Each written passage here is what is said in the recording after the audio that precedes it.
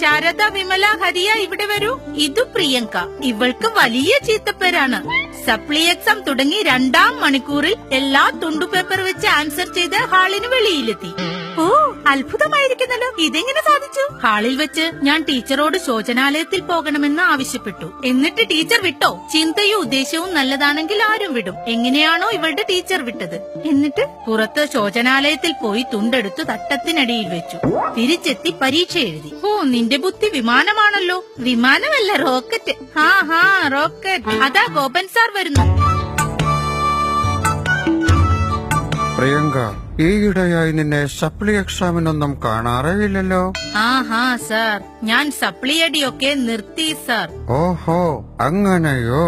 നിന്റെ register number 11012100 അതല്ലേ? അതെ. എന്നാൽ ഇത് വെച്ചോളൂ, നിങ്ങളെ ഡീബാർ ചെയ്യാൻ സാധ്യതയുണ്ട്. ഇത് നിന്റെ ആൻസർ ഷീറ്റ് വാല്യൂ ചെയ്തപ്പോൾ കിട്ടിയതാണ്. ഓഹോ, അത്ഭുതമായിരിക്കുന്നു. ഇത് ഞാൻ വെച്ച തുണ്ടാണല്ലോ. നമ്മുടെ ഈ പ്രിയങ്കയ്ക്ക് ഇതെന്തു പറ്റി? ആരാണ് തുണ്ടുവെക്കാൻ ആഗ്രഹിക്കാത്തത്? പക്ഷേ വെച്ച തുണ്ട് ആൻസർ ഷീറ്റിനോടൊപ്പം കെട്ടിവെക്കുക കൂടി ചെയ്താലോ?